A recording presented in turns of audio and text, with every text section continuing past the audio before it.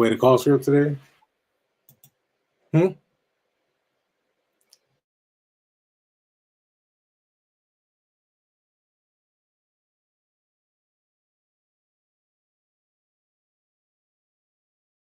Welcome to Notary Insights Live with Tech Amaku and Tiger Toledo. The show will be starting shortly. Thank you for your patience.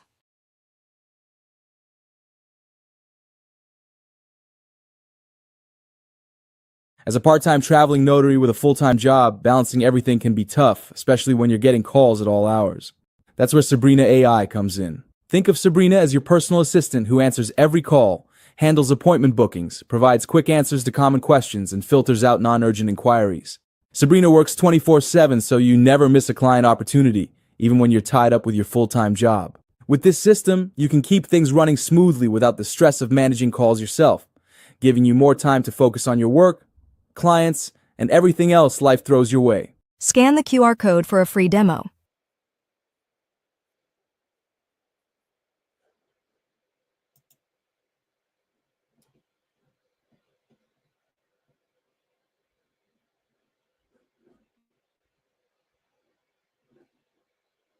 Welcome to Notary Insights Live with Tech Amaku and Tiger Toledo.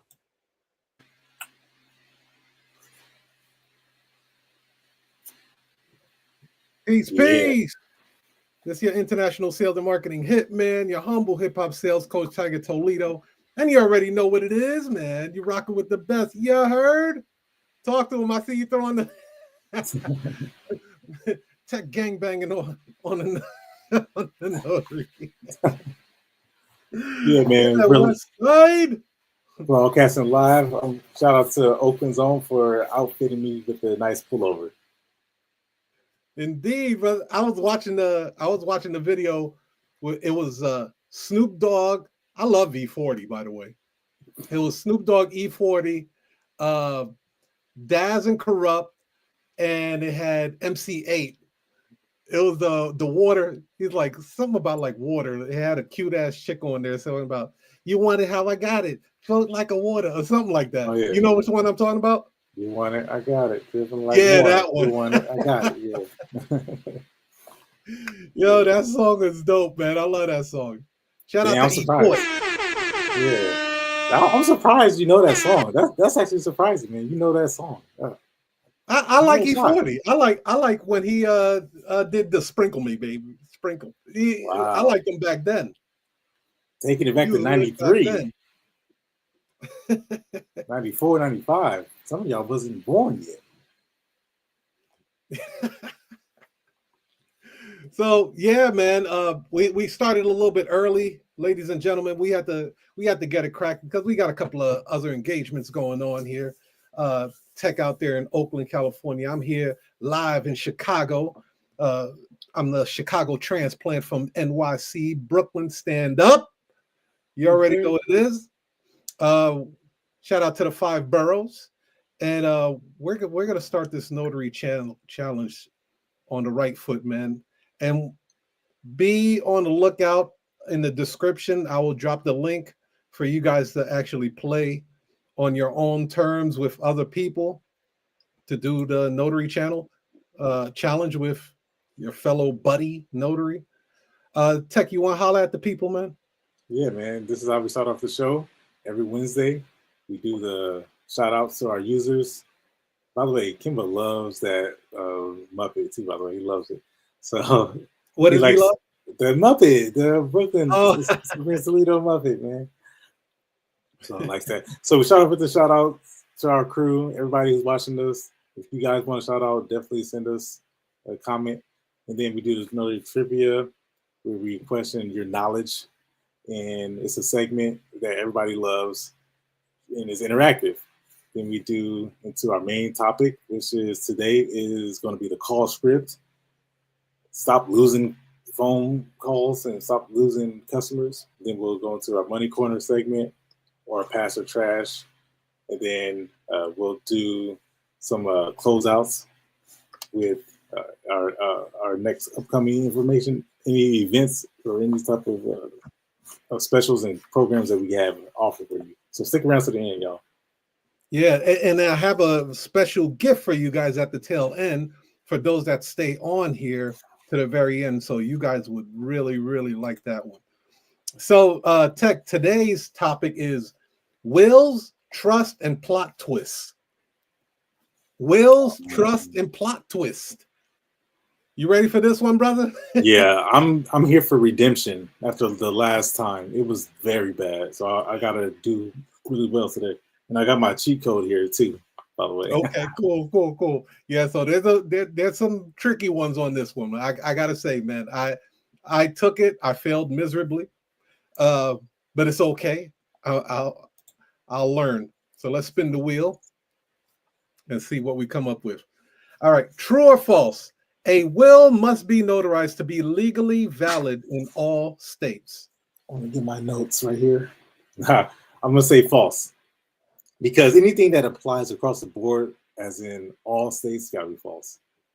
Indeed, you got that right, brother. Spin the wheel. Okay, a power of attorney automatically expires when the person becomes incapacitated.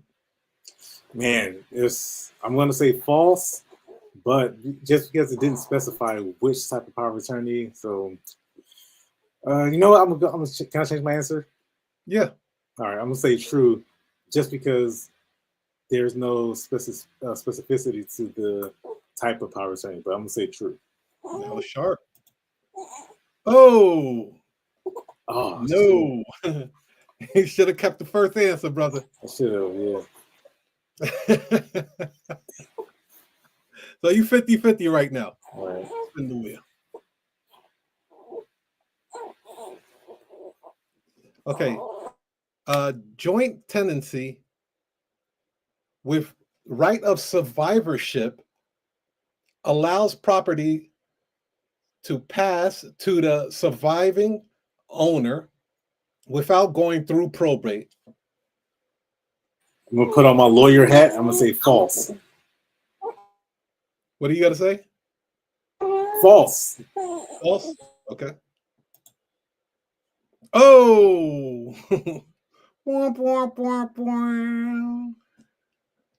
Okay, all right. So I need to go back to law school.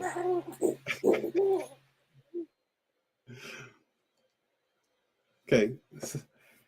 Handwritten wills, holographic wills, I never heard of that before, are legally valid in all 50 states. Hey man, you need to have something written down. So something is better than nothing. So I'm gonna say true. True. False, brother. Which that goes against the very first question we asked when I said that anything that applies all across the stage is usually not true. So I should take my own advice. Let's get it going, man. We got 25% right now, Tech. I told you it was tricky. I failed miserably on this thing. A revocable living trust can protect your assets from creditors after your death. All right. Baby's not happy that I'm not doing so well on this, so I got to do better. So I'm going to say true. Gotta say true. Is that your final answer? Yes. I told you, bro, it got some plot twist on here, man. Man, who created these questions, man? ChatGPT, brother. I'll put it all on ChatGPT. Next question. A living trust can help your heirs avoid probate process. All right, so I went back to law school and I graduated and I came back and I got an answer for this. My answer is true. That is correct, brother.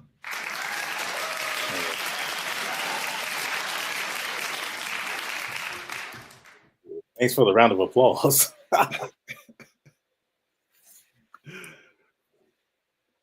A spouse can completely disinherit in all states if that's what your will specifies. Yeah, so the law school that I went to didn't go over this, but I'm just guess. Okay. Because it says a will, it doesn't say a trust, but it says a will. I'm gonna say true. He said true. False, brother. False. I hate to put it on. I hate to do this to you, bro. Yeah.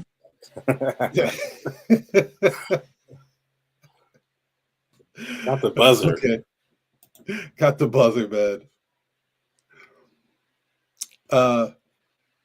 If you die without a will, the state will automatically take all your assets. Oh man, I know there's a judge somewhere that just licking their chops right now, just waiting for you to die without a will. So my answer is true. That's true. Question. False. What? Yeah, man. Sorry. You know how many? Man, you know how many houses judges own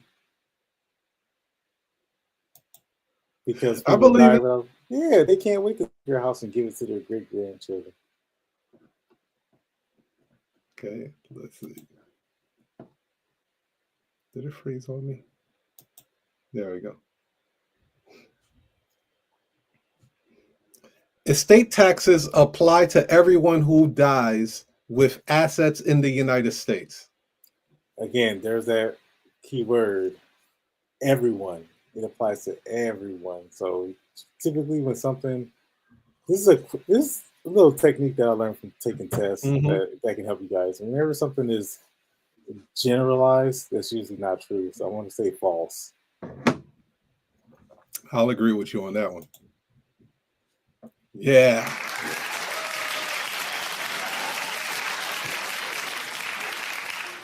All right, man. We got one last question. Yeah, how many questions are there? Damn. 10. Oh my God. Okay. So naming a guardian for minor children is legally required in a will if you have children under 18. Yes, I'm gonna say true. Yeah. False, brother. Oh yeah. Oh my God. I want my money back from that law school. Yeah, bro. You got to get your money back, bro. All right, cool. So thank you for playing the game, Tech. Got our little game show music going on here. Yeah, and just a disclaimer for you guys. Again, we do this for fun. We're not being serious, okay? We're doing this for entertainment and also for education. But at the same time, we definitely want to expose you guys to something that you might not have known. Absolutely. All right, so what's today's topic, Tech? Man, you guys need to learn how to book appointments. And I almost resist the urge to use the word need. Like you need to learn this. So let me rephrase it. It would be very helpful if you guys learn how to talk on the phone.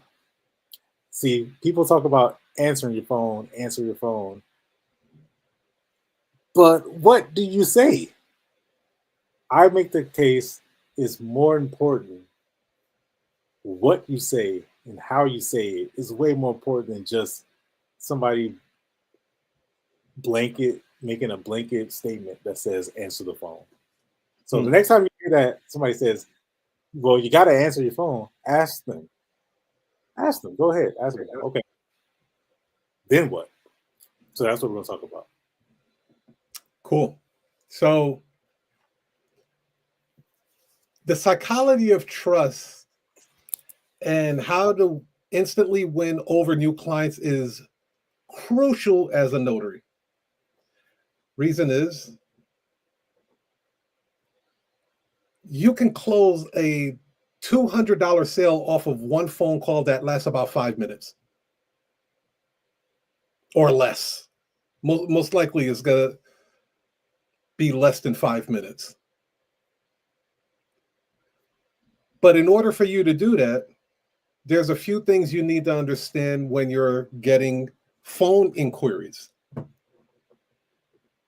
So that's why we're talking about the call script today and the psychology of trust. So let's go into the slides with that. So the first one is why trust is the real currency in business. Chuck, you take it. Yeah. So here's the thing.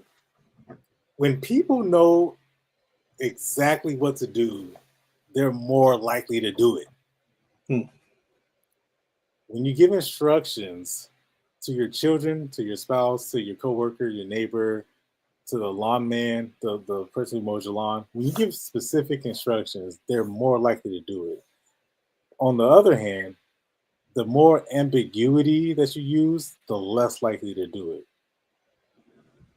This applies to you in your real life. If somebody tells you to take the garbage out at 5:15, the chances of you doing it at 5:15 is very high. On the other hand, if somebody tells you, "Can you please take out the trash?" That's very ambiguous. It's not something that is very specific. So when you're taking phone calls, what happens is the person on the other hand, on the other side of the line, you tell them we can be there at 12 o'clock on a Monday with a witness, and we will provide a return label so that you can receive the documents in your office in 2 days. That person, on the other hand, they hear those signals, and it gives them confidence, and then they begin to trust you. At that time, the price of whatever you're going to charge them, it doesn't even matter, because what matters is the fact that you can convey the message that you can help them. I agree. The reason why I put the picture of Apple products on there is because they have built trust, right? So it's at the point where you not only buy their phone, you buy their tablet, you buy their laptop, you buy their earpieces, you buy all kind of products that they put in because they have built trust into you. Now we're going to go over a couple of ways that you can build trust into the person that's inquiring about your notary business instantly without you saying a word. But trust is very important because people buy from people that they trust. If they think you're going to run off with their money, you can forget about them giving you the credit card over the phone, or they're going to opt in and, book an appointment without you talking to them. Especially, you know what I mean? Like if you look shady and sketchy, it's not happening because you lost their trust. So trust is very important, especially in this business, because it is a legal binding business. So let's go into that. The trust formula: familiarity, consistency, and competence. So I have Starbucks on here because you're very familiar with that logo. I have Louis Vuitton there because the familiarity is Rihanna. That's a picture of Rihanna. You're familiar with her. You've seen her music. She's all over the place. There's a reason why they look for celebrities to help endorse their brand. Then it's consistency. When you go to Starbucks or any other coffee house, the delivery should be consistent. They don't like variations. So if you got a Big Mac from McDonald's in Chicago, it should be the same type of Big Mac in New York. It should be the same Big Mac in California. It should be the same type of Big Mac in Colorado. Consistency. And then you want competence, right? When it comes to Louis Vuitton, you know that they do expert craftsmanship on their materials, their products. Versus if you went through the back door in Chinatown in New York, 9 out of 10 times, they're using glue to piece the things together. So the competence isn't there. That's why they can sell a Gucci purse for like $30. Tech, you want to add anything to that? Yeah. So the consistency, how does that apply directly to a notary business? So when you answer the phone, do you answer with a professional greeting? Mm-hmm. And if somebody calls you on Monday and then they say, I'm going to call you back on Tuesday, do they get the same level of service? So now, if they're familiar with what it is that you're doing and how you're answering the phone, which is an easy way to apply it to notary business, then you can build instant trust. That's a bar, bro. The professional greeting is a game changer. If so many people don't say hello, they say yes, they say their name, they say hello, and then once they realize they're talking to a prospect, that's when they change into, all right, I need to be in competent mode, or I need to be in notary mode, and then that's inconsistent, and then they wonder why their notary income is inconsistent. Bro, I'm gonna share with you some crazy-ish that I've seen notaries do, right? And it's so trippy that they do it this way. So they'll get a telephone inquiry. They'll answer it professionally with a warm professional greeting, right? Thank you for calling U.S. Notary Agency. This is Mike. How can I help you? They get off the phone with that person. That person winds up calling back. Maybe they forgot something, and the notary recognizes the number. And this time, when they answer the phone, they say hello. Wow. So inconsistent. Little things like that, because even if you know that caller is calling you back, you have dropped the ball in the consistency level. That's a great. People are probably thinking, "Oh, I would never do that." You'd be surprised. You probably would, and I caught myself. Exactly. You'd be surprised how many. So same thought. I asked the question. It's a great day at ABC Notary. This is Tech. What document can we help you with? That's my greeting. But to your point, if I see that this person has called me before, then I'll say, it's a great day at Oakland Notary. This is Tech speaking. How can we help you? I changed the last part. I'll even talk a little bit more on the competence level, right? When a client is calling you, they're calling you because they believe that you are more experienced in the notarization of documents than they are. Now, if you're asking the client to kind of explain to you what a document is, it may shoot your competence down a couple of notches. That's a great point. Great observation. So they may say, I've never done a power of attorney before. Can you help me in the notarization of this? Well, heck, I've never done a power of attorney before either. I was hoping you could tell me something about it. And again, people may say, I would never say that. But how many times have we heard people say that on our mystery calls, on our cold calls?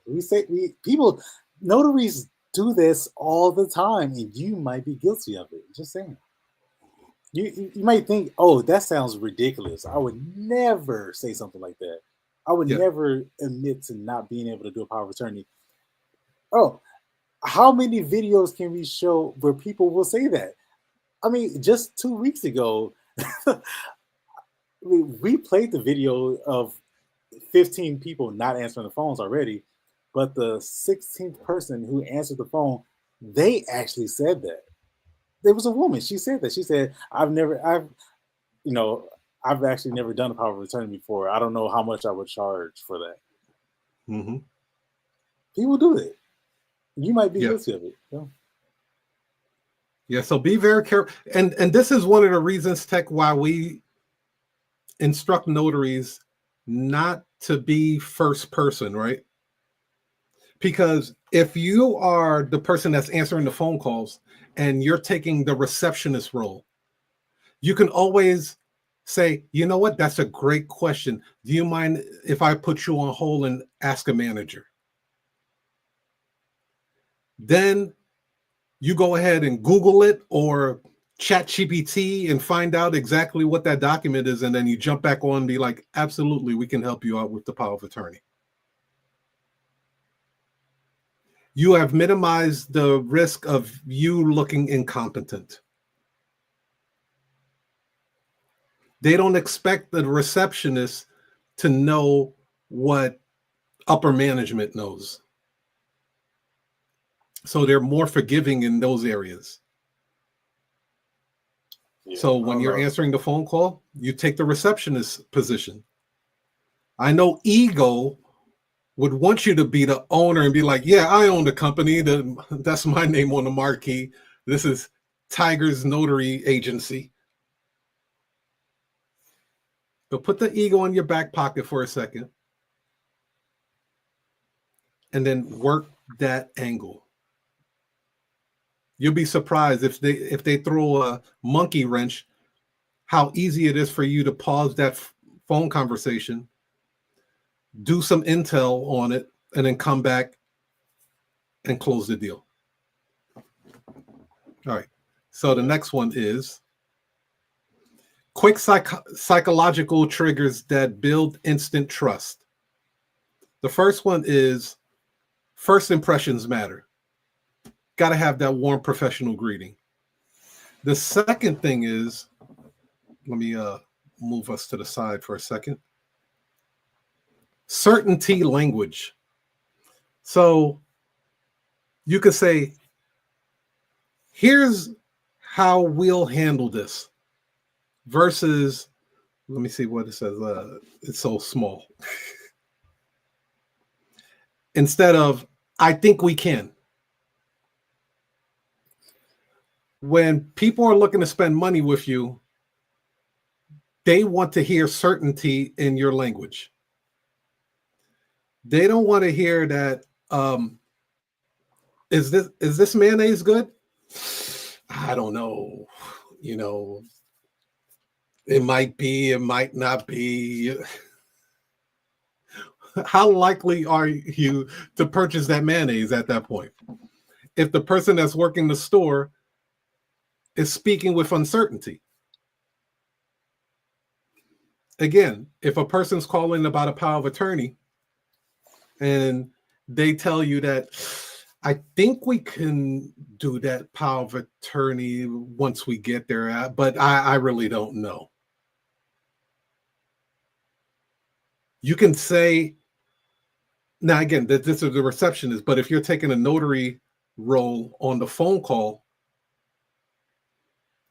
you better be very careful about the language that you use. Because then he say, hey, okay, now we require that you pay us up front. Now the client on the other line is like, but you don't know if you can notarize my document or not. Right. Why would I pay you up front? And then you get here and tell me that you can't notarize it. Now you wasted my time. I had to stay home. I had to get everything ready. Never mind, I'll find somebody that knows exactly what they're doing. This goes back to the competence part. And then, of course, social proof. That's testimonials, using the company's logos. This is unauthorized on a lot of sides, but wait for the company to reach out to you and say cease and desist, and then you just remove their logo. But in the meantime, that's some disruptor shit I just told you guys. But in the meantime, use their logo. So if you've done work for State Farm, smack their logo on your website. They have to tell you to stop. So, but in that meantime, you can use it as social proof to convince people like, we've worked with these large companies.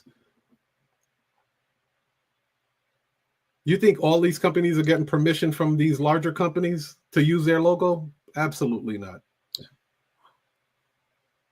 And then, of course, your reviews, the 5-star reviews. People follow other people's decision. If I feel that ABC company treated tech well, I assume that that same company is going to treat me well, even though they may not. Tech, you want to Same add goes. anything? Yeah, same goes for the opposite too. If they have a bad review, and then I see that ABC company That's has right. treated Tiger poorly, then I'm going to assume that they treated me poorly. The same thing goes. So now, you guys, what you just gave Tiger is actually like that is a sustainable method. Like that's going to keep you in business for long term, keeping those company logos, keeping the testimonials. You're on the phone right now with somebody. I mean, I just want to give this objection. I just want to overcome this objection for somebody who's probably thinking that I I can't do what Tiger just said. Well, let me completely dispel that. Let me show you how you can do it right now. Like the next time you even get a phone call. So I call you Tiger, you're a company, you're a notary company. I'm a law firm, or I could just be a family. But in this example, I'll be a law firm. And then I ask you, so we talk about first impressions matter, certainty language. Certainty language. If I ask you, can you provide a witness for our client? And then you say, I think we can. I don't know if we can. It would be an extra $25. I would have to go and find a witness. It would be an extra $50. That's uncertainty language. So you can build instant trust, instant social proof immediately by not using, I think we can provide a witness. See, the law firm, and me in this example, I ask you, can you provide a witness? And then in order to build instant trust and use certainty language, what do you say, Tiger? One more time. I ask you, can you provide a witness? And what language do you use to build instant trust and certainty language? Instead of saying, I think we can, you Oh, say, absolutely we can. absolutely we can. Absolutely. How many you So, need? 1, 2, 3? and then because you're so skilled, you follow it up with a question, right? So we didn't even get into that part. I mean, anyway, right? Like that, what you just did was, completely advanced. I don't know if you guys caught that or not. Did you guys catch that? It was very subtle what he just did. I asked him, "Can you provide a witness?" He said, "Absolutely, we can." So, instant trust. That trigger. That's a psychological trigger right there. Instant trust, instant social proof right there. And then he did something right after that. He said, "How many do you need?" Right. So he asked a question, and then that question does something else. Just by him asking that question, it positions you as a subject, uh, an expert right there, because you know about it, like the whole competence thing that we talked about. You know that it requires witnesses. So how many? Now you're asking questions, and then the law firm, right? Their experience in drafting up these trusts or these power of attorneys, they're like, okay, so yeah, this person, this notary business, this notary company, they know. So they know that we're probably going to need more than a few witnesses. So, or if any at all. So, but they're asking the right questions. So that's how you guys can take these. This is what we're talking about. And this, by the way, if you're just now tuning in, because this is live, we're talking about a call script. That's our topic today. And if you don't even have a call script, you're already behind. If you don't have two business phones, you're already behind, or at least one person on one business phone. And if you're not answering the phone, not just answering the phone, but what to say after that. This is what we're telling you guys how to do. What to say, and then how you can instantly build credibility and trust. It's not a matter if this stuff works. It works. It just matters whether or not you're doing it. It definitely works. And can I say something real quick Yeah, about go in, bro. because I know there's probably somebody thinking, "Oh man, that's a little manipulative. What you guys are doing." That it kind of feels a little. I don't want to feel like I'm taking advantage. You're not taking advantage of anybody. This again, you're the subject matter expert. This is why people call you. This is why people they're not looking for their niece or their nephew to execute the power of attorney. They're looking for a notary, an experienced professional to do it. Do you want to come across as an experienced professional? Or do you want to come across as somebody who's just woke up and passed the exam an hour ago, and then now you're getting phone calls and you're nervous? You're not being manipulative. You're actually doing exactly what the customer is looking for. They're looking for someone to help guide them. So by using these, I mean, this is just bonus material that we're using or that we're offering up to help you accomplish what you initially set out to accomplish, which is to have a notary business. If you're not here for notary business, then what are you here for? I guess I don't know. Maybe you're here for something else. But, No, that's a good point, bro. And I think if you believe that you're being manipulative when you're selling your products or services, you probably are manipulative. And that will transcend in other parts of your life because you manipulate people in other parts of your life as well. But if you have integrity and you know that you're providing a convenience, a solid service, world-class customer service, and you're there to help the customer, you're not being manipulative. That's not the angle you're coming from. That's not the energy that you're putting out.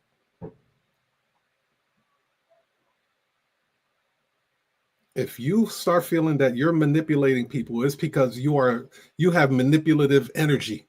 yeah, that's right. Straight up. You manipulate people at the grocery store. You manipulated your parents, your kids. That's just who you are. You're a manipulative POS. Yeah. That's just something that comes up because I know people who are not familiar with these these principles, Mm-hmm. It's new to them, and it does feel a little awkward at first because it's something that's completely brand new. And it's interesting because I'm glad you touched that subject. That manipulation shit is really, really bad for people that want to enter business. You don't make money unless you make sales. If you have a business that has a product or service, you have to do some type of sales. There's no way around that. What are you going to say? You're going to say Kellogg's is manipulating kids by putting little characters on their cereal box? You know what I mean, Tech? Right. Fruity Pebbles manipulating people by putting the Flintstones on there? Like, are you serious? Do you not have a mind of your own? You can always say no. You can always say no. You can always say no. You bought Fruity Pebbles because you like that shit.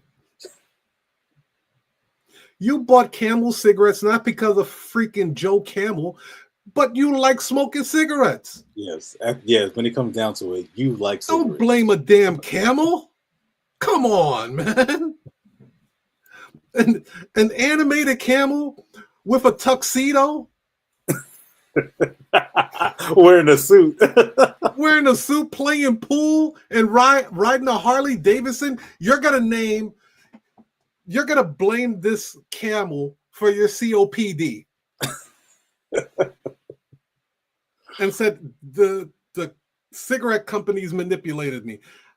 I bought Marlboro cigarettes because I wanted to be a black cowboy. Get out of here, man.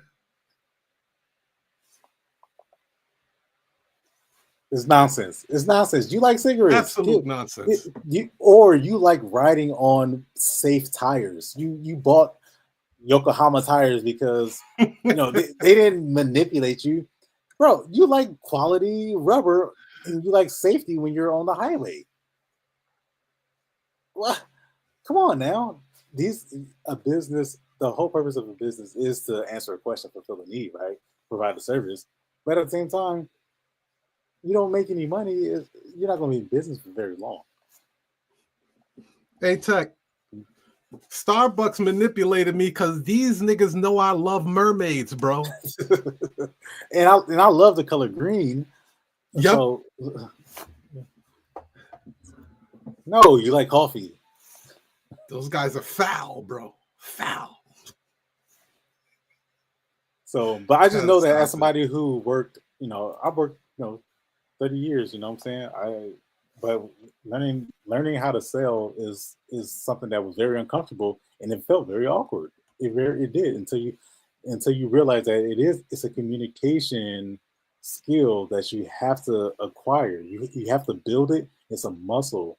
You have to work on it constantly. You have to work on it with people in your life, your loved ones, relatives, coworkers, the person at the hotel. You constantly have to work on your communication. So, Tech, the question is, how to build trust before you even speak? Give us 3 ways that people can start building trust before they even speak with someone. Number 1, don't have a Gmail. If you have a Gmail account, then you've already lost some trust. All right, not all of it, but you put a barrier of trust right there in front of you. Number 1. All right. So you haven't even said anything yet, and you've already lost the trust. Secondly, let's say to get past the whole Gmail thing, then a professional website, or at least you have a website just in general, all right, or some type of storefront. All right, that's one way you can build trust before even speaking. And then this is one of my favorite ones.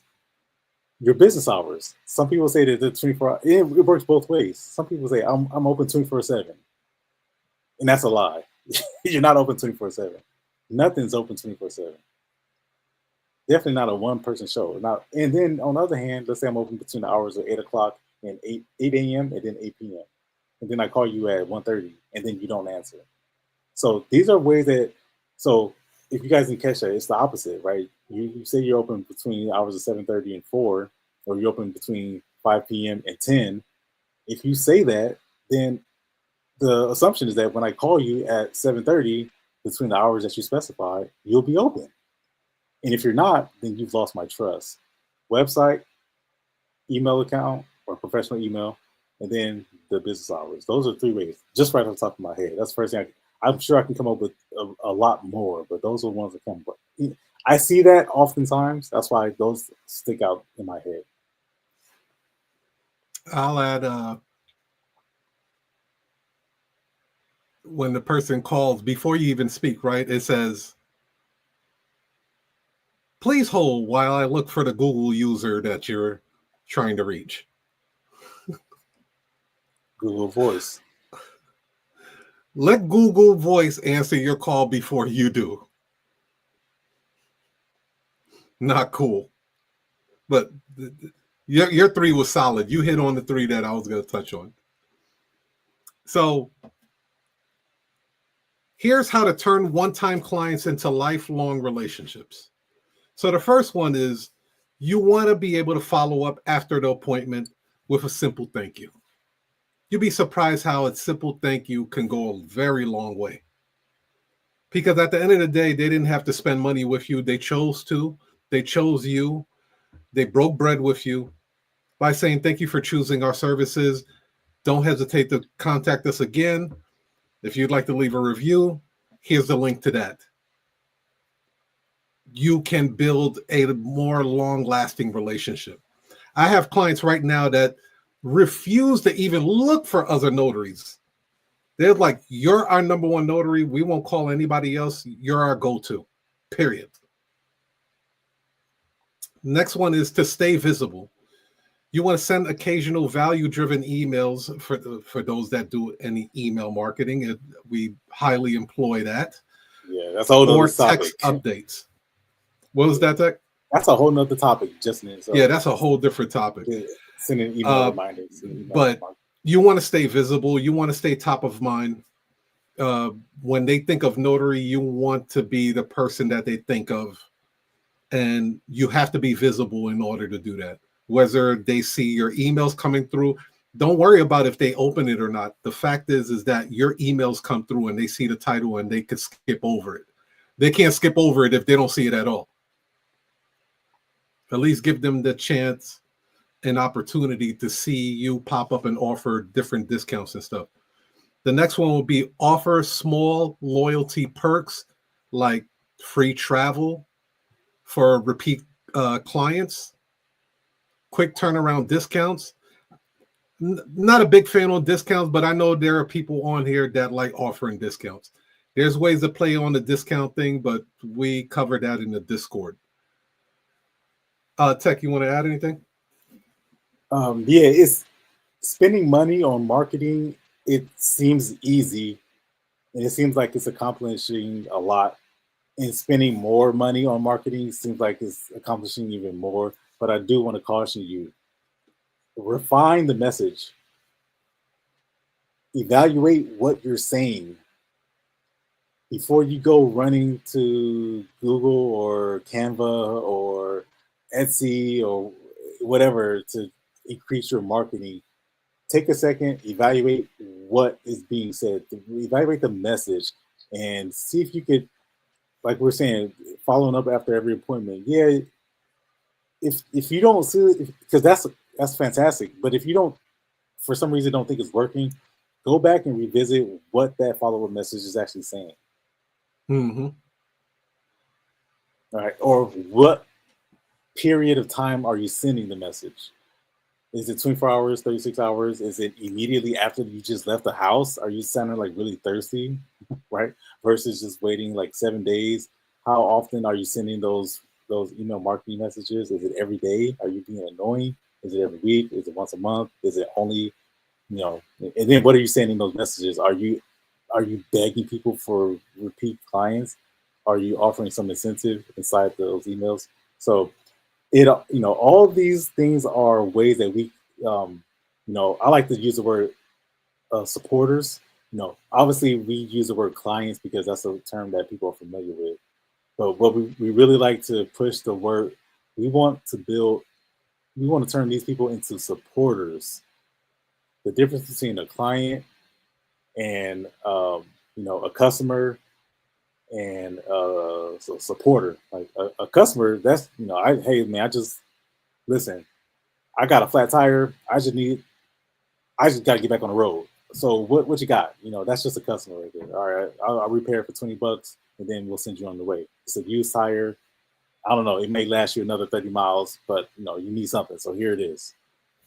All right, that's a customer. A client is somebody, all right, I'm going to go get my haircut today. I'm going to go to the barbershop. I've been going to this barbershop for the last 10 years. Tiger, you just got it chopped up now. You just got the clean fade. How long you been going to that barbershop? I just started. All right. Are you going to go back? Oh, absolutely. I take all my kids there now. Okay. So a client, Tiger might actually become a supporter, but before you become a supporter, you do become a client. But that tells you that there's a start and then an ending. There's a beginning and then there's an end. There's a contract period. So I may decide to go to another barber. If that barber messes up once, he does the line a little crooked or he does it a little bit too low, you might decide to, I never go back with them. That's a client. A supporter, now that's what we should all be striving to build. A supporter does exactly that, no matter what. No matter how far they got to go, no matter how much your prices has gone up, they're going to go with you. Those are the notary clients that call you years later. These people are still coming to you. These people, Tiger, how many times your price has done going up over the last 5 years? Man, dude. Hey, I started off at $39. right? Remember those days? And now it's at $130 for an affidavit. So you do the math on that. Goodness, that's a markup. That's what they call a markup. But yeah, but that person still goes to you because they like you. They like what you bring. That's a supporter. That's what we should all be striving to build. Well, I'll take it one step beyond that, right? Beyond the supporter, you want an evangelist. Evangelist. An evangelist, bro. What's that? Ooh, I'm intrigued. So not only do they support your services and your product, but they become raving fans of your business and they tell all their friends and family. I'm talking about they have an acute hearing. If somebody says, I need a document notarized, they can be in the other room. And you're like, I heard somebody said they need a notary. I got the best person for you. And they now become an evangelist for your business. Ooh, They give out your contact. They say, hey, when you call, tell them I sent you. Yeah. Even though you may not even offer a referral fee or nothing like that. They don't need it. They don't need a referral. They don't need it. They don't care because you have given them stellar service. Oh, I love evangelists. Okay, the evangelist is the holy grail. Okay, wow. Holy grail, bro. That is the holy grail. You want everybody to become an evangelist. That is a Beyonce fan that goes around saying how Beyonce's album was remarkable. Beyonce's not paying them nothing. But they will preach to everybody. Have you heard the new Beyonce album? They're screaming at the top of their lungs. They're ready to argue anybody that goes against the beehive. That's an evangelist, bro. Yeah. They'll even buy. Here's the thing. They'll even buy the album to give to you. Yeah. I see.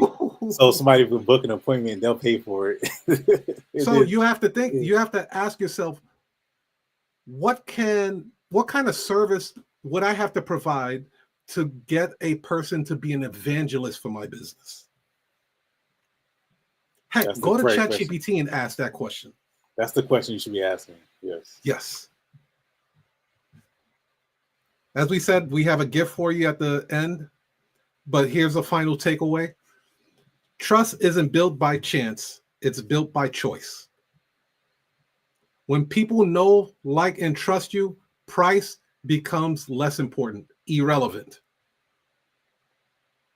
If I have a document that needs to get done, I've seen you on social media. You're not hiding from me. I like your message. I like how you deliver it. And then I trust you as well. Let's be honest. The reason why Sabrina AI is doing well is because people know, like, and trust us. Us, yes. We've been delivering value, content, services, master classes, books, ebooks for years now. Therefore, Sabrina is thriving because people have grown to know us, like us, and trust us. Absolutely, yeah. Absolutely. And we are very familiar with the landscape. We know how many notaries / educators / entertainers, content creators, mentors, how many, coaches, influencers, whatever you want to call it. We're very familiar with how many of them are out there. And just ask yourself, I'm not putting anything here. I'm just saying, ask yourself, look how many that you may have. You might even be one yourself, right? Watching this. How many people were around and how many people are still around and, completely fell off and, you know, and that's okay. I'm not saying do your thing, go on and do other things. I'm not saying you can't grow, but I'm just saying the reason why, to your point, Tiger, is why people know, like, and trust us because we've been around for so long. We've been delivering consistency. We've been competent, and you know, it's been also consistent. So it's no surprise, you know. So, ladies and gentlemen, we have a bonus for you guys. You can now download the $1 Million Notary call script today for 99 cents. Wow. Let me go get that. The call script by itself, the tech, I hate, you know, toot my own horn on this one, but can you talk a little bit about this call script? I just got it, right? I just downloaded it. Okay, look at that. Wow. The $1 Million call script is, just in case you guys don't know this, here's a little bit of a background history between Tiger and I. This is actually how I came to meet Tiger. This is actually what connected us. It was the $1 Million call script. It's a very funny story. I laugh at it every time I think about it because I know how much it bothers Tiger, how much it bugs him.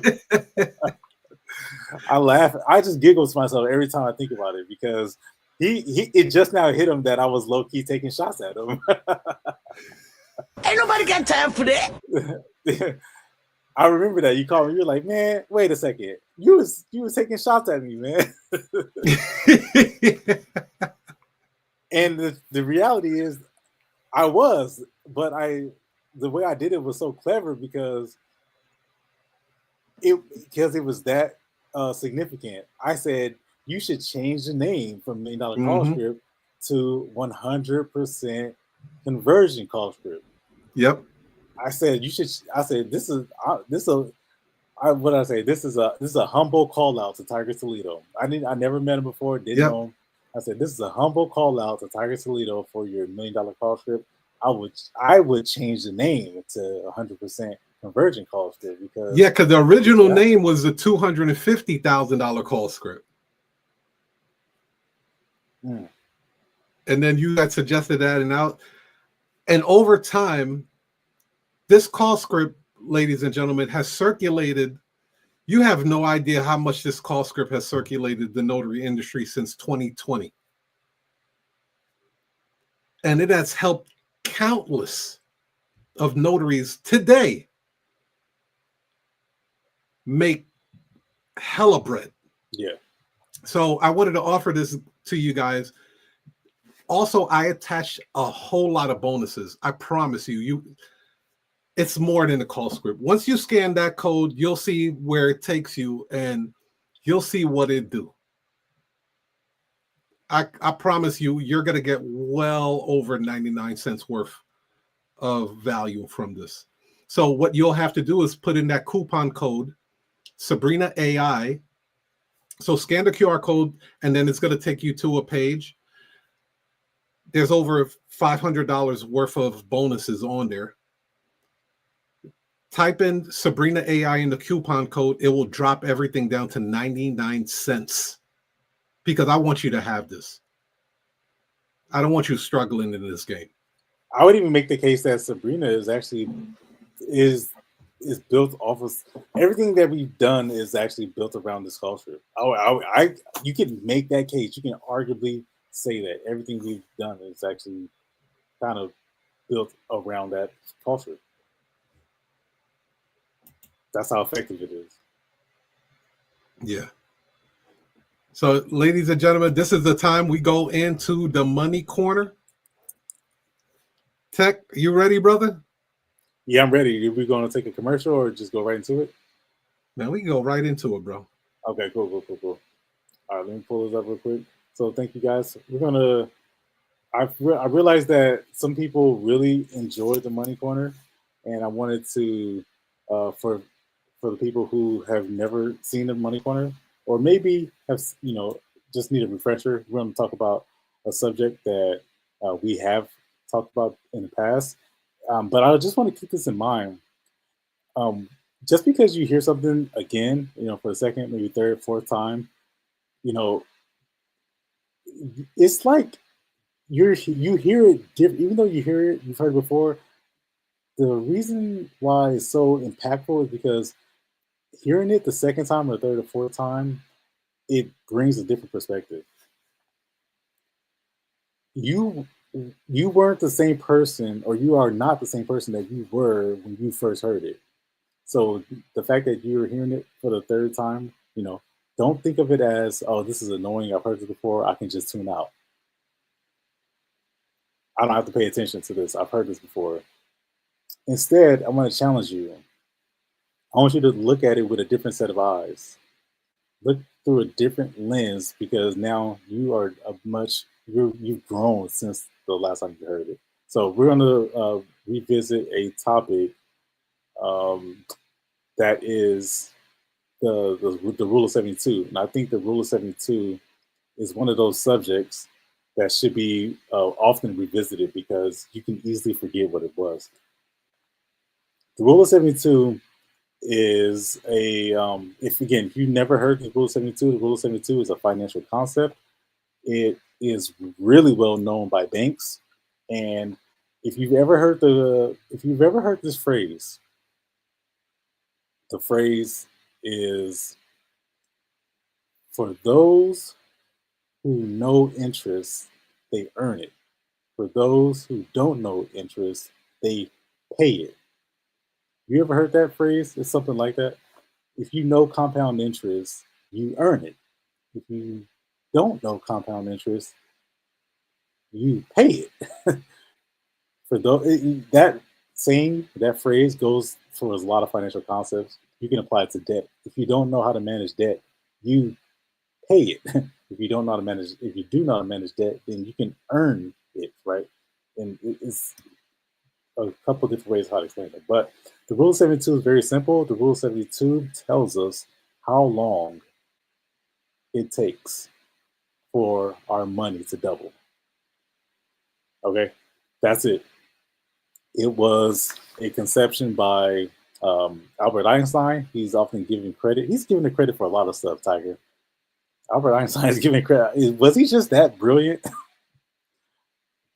Maybe he was. I don't know. But he was given credit for discovering this.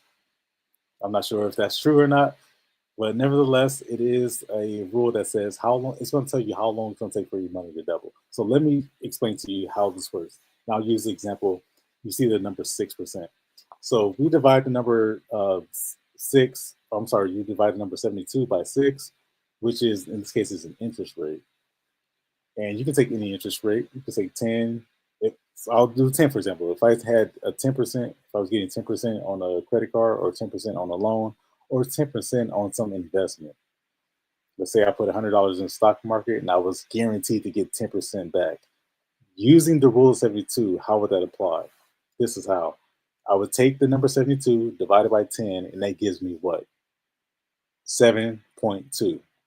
So that means, again, our definition of rule 72 is how long it's going to take for our money to double. So that means that $100 that I invested will double in 7.2 years.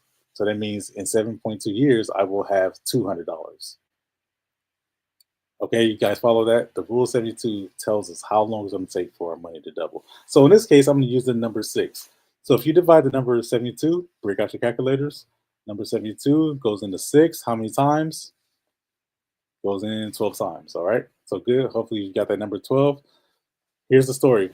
Everybody knows somebody with a brand new baby. Maybe you have a brand new baby. I certainly do. So let's say that baby is 0 years old. And I want you guys to tell me, what should I do with my $100? Okay, so I take my $100. I'm going to invest it into a vehicle, a product, a mutual fund, a bond, a some type of investment vehicle that's going to return 6%. So using the rule of 72, that means my $100 should double in 12 years. You got that? So in 12 years, how much should I have? Well, we're going to find out. Every 12 years, that means in 24 years, it's going to double again. In 36 years, another 12 is going to double once again. In 40 years, and then all the way up to 60, which is when the baby retires. or in this, I'm just using the number 60 when baby decides to stop working. So here's my question to you. This is how I'm going to set this up. I have a $100. I'm going to invest that $100 once, just once, not every month, not every week, not every 10 years. I'm going to invest it just once. I'm going to take $100 and put it down into this investment vehicle and never going to touch it again. Using the rule of 72, how much money will I have, or will this $100 grow by the time the age is 60? All right, so let's look. 6% is our multiplier in this case, and so that means 72 divided by 6 equals 12. So that means in 12 years that $100 should double. So what should it be in 12 years? It should be $200. You guys follow me so far? So in another 12 years, that $200 should double again, right? So what should that $200 be in 24 years? $400, and then $800, and then 48 years, it'll be $1,600, and then 60 years, it's going to be $3,200. You guys see how I got that? That's the rule of 72. If I was invested in the vehicle that returned 6%. Now, here's the question I have for you. My baby is 0 years old right now, right? When he turns 60, he's going to say, thanks, Dad. Thanks for the $3,200. I really do appreciate it. In 60 years, I don't know how much he's going to be able to do with $3,200. Maybe it'll buy him, some gas. I don't know. I don't know. Who knows? But, that's pretty good for something that it grew, but I only did it once. Imagine if I put in $100 every week or put in $100 every month. See, that number would be even greater. But this example, I only did it once. Now, let's take that same concept. Mathematically speaking, all right, I know you didn't do math that well in math, but you don't need to be a mathematician to learn this. All right, mathematically speaking, if I double that 6, let's take the 6 number. If I doubled it and made it to 12, theoretically, this $3,200 should double as well, shouldn't it? Theoretically, yes, but that's not how the rule works. See, the rule works on the concept of compounding interest. Again, he who knows compound interest earns it. He who does not know compound interest pays it. And banks know this. This applies to investments. It really applies to everything in life. But I'm not going to go there. But anyway, but it can work in your favor in terms of like growing money and investments and things like that. But it can also, on the other hand, it can also work against you, i.e., credit cards, debt, things like that. So you might have a credit card that actually, look at your credit card statement. It says there's a 27.8% interest rate on that thing, or a 16.74% interest rate on the credit card. If you let that balance sit there, then that means, in 6 or so years, your balance will double, right? Depending on if you use the rule 72. So let's continue with our example here. So let's say I take that same $100, and instead of investing it into a vehicle that returns 6%, I find a product that's out there on the market that gives me a 12% return. And there are products out there that do have 12% returns. That's something that we'll talk about. We'll leave a QR code at the very bottom, and there'll be a link in the description where you can, if you want to learn more about bouncing some ideas off your head, you can definitely get in contact with us. And then, that'll be one of the benefits of sticking around this far and learning about the Rule 72. So if I use that same concept, Rule 72, let's find out how long it's going to take for our $100 to double. So how do we find out our number? We take the number 72 and divide it by 12, and then that gives us what? The number, how much? 72 divided by 12 is, pull out your calculators.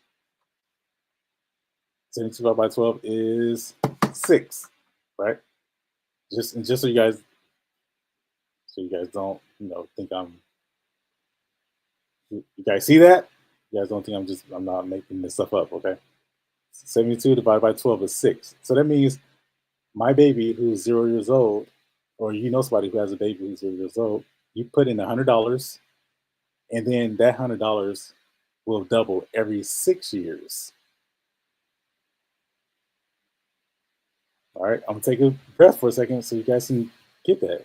So, and then it'll double again in 12 years.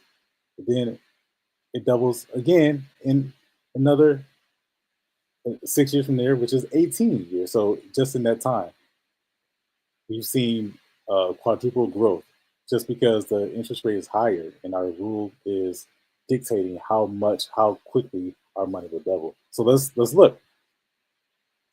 That means we take that same $100,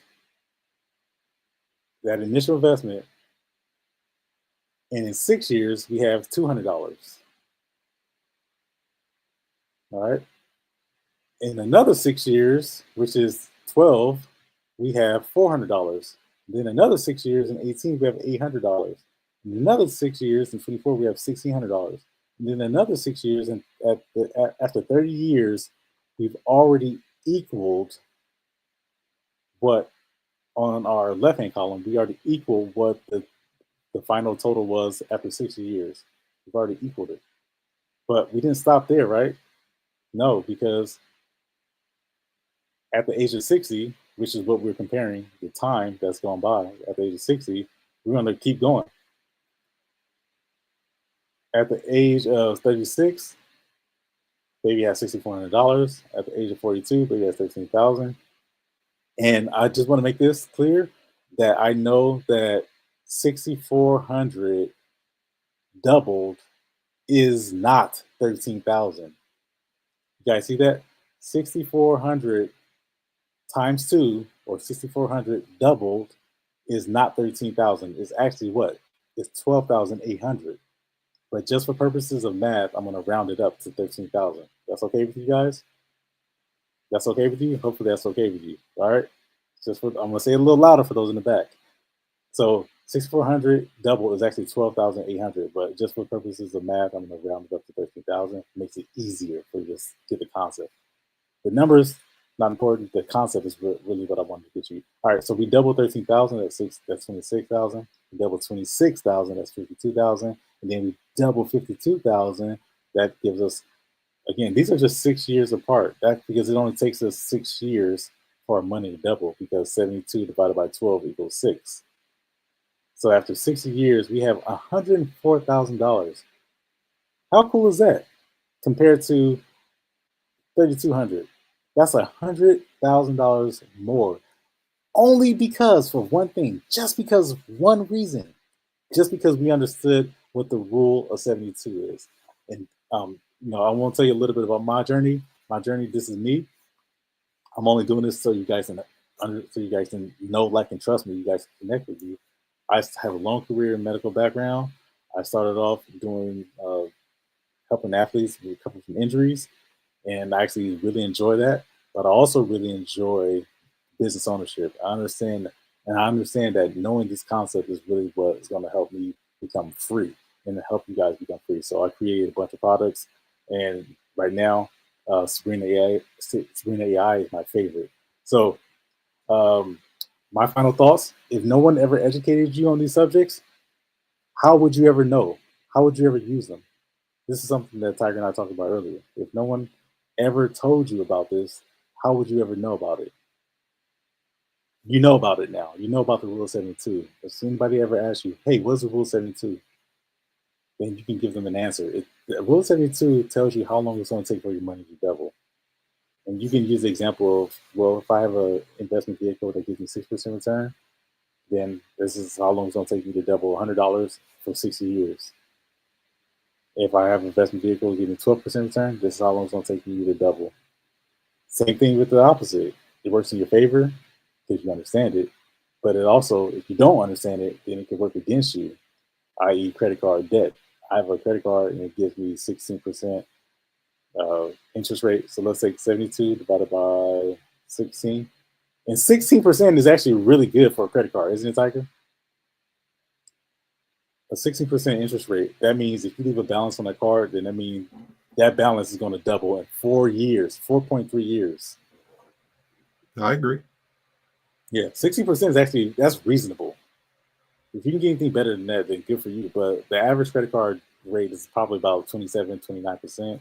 And then if you have like loans, then the average interest rate on loan could be anywhere from 38 to 40, sometimes 60% interest rate. So if you have an interest rate of 60%, let's take that same rule, 72 divided by 60. If you have a balance on that, it's gonna take 1 year, actually 14 months, 1 year and 2 months for that balance to double. So again, this concept can work against you if you don't know it, but it can also work in your favor if you do know it, i.e., the return on stock, the return on bonds, return on life insurance, the return on your high yield savings account, the return on the S&P, the return on an index fund. You got all these different options, but if you don't know about it, then how would you ever use it? So that's the question I want you to walk away with. And that concludes our money corner. Again, if you guys want to learn more about that, Circle it.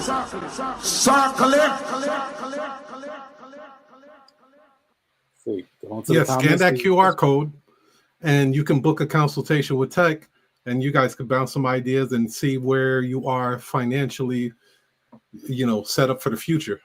And with that being said, Tech, leave a comment though, if you've ever heard that before. I'm kind of curious if you've ever heard of the Rule of 72. I just want to know. Oh, the Rule of 72? If you ever heard it before, leave a comment below if you're watching this. I know I haven't heard it until you brought it up. Yeah. If you're watching this on replay, then just leave a comment. I'm just curious to know how many people actually know about that. So, ladies and gentlemen, that pretty much concludes the show for today. We do invite you to book a private demo to see Sabrina AI in action. I got to tell you guys, I have an agenda with this show. My agenda is to help notaries get to the point where they do need Sabrina. I want you, if Tech and I can help you make really good money on your own, you will be more likely to say, what else do these guys offer? I make more money per notarization. I run less appointments and make more money. I'm more knowledgeable about the industry. If we help you in those ways, you are more likely to explore our software, which is designed specifically for notaries. So there, I'll let it out. Transparency of why I roll out this show. Now, don't get me wrong. Sabrina works on multiple levels. For the entry-level notary who doesn't have much time, they have the part-time job. They can't answer the phone calls because they're at work, but they are receiving phone calls. So they would like to capture those leads, book the appointments. Then you have the intermediate notary who's already got a book of business, but they're looking to take their business to the next level because they're looking to scale and have some growth. And then you have the advanced notary who has a large amount of business, and there's no way that they're able to scale to the next level because they're receiving way too many phone calls. They're dispatching a lot of notaries per day. They need some help. So we attack all three levels. Depending on the level that you are at currently, book a private demo and we'll be able to evaluate that for you. No purchase necessary. Just book the private appointment, and then we'll be more than happy to help you take your business to the next level. Tech, you want to add anything? No, that's it. It's not for everybody, but no, it's not everybody. You do have to qualify for it. But if you are a notary and you're aspiring to operate as a business owner, then it will definitely work for you. Okay, so just know that no, just because you have a commission doesn't automatically mean that you're able to use this technology. But nonetheless, if you do have a commission, then you are qualified to do it. It just has to make sense for you. And I think after seeing the demo and asking your questions, then it could possibly be of it can seriously help you. Yep. And as always, ladies and gentlemen, peace, love, happiness, and money to you. We will see you next Wednesday.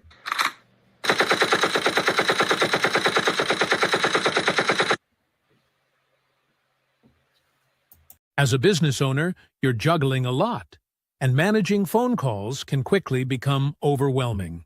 That's where Sabrina, the AI voice automation that turns calls into clients, comes in. Imagine having a reliable 24/7 assistant that never misses a call, handles routine questions, schedules appointments, and directs important calls to the right people, all without needing a human touch. This frees up your team's time to focus on what really matters, saves you money, and ensures every customer gets a consistent, professional experience. It's like having an extra set of hands, so you can focus on growing your business, not just managing calls. Scan the QR code to book your free demo today.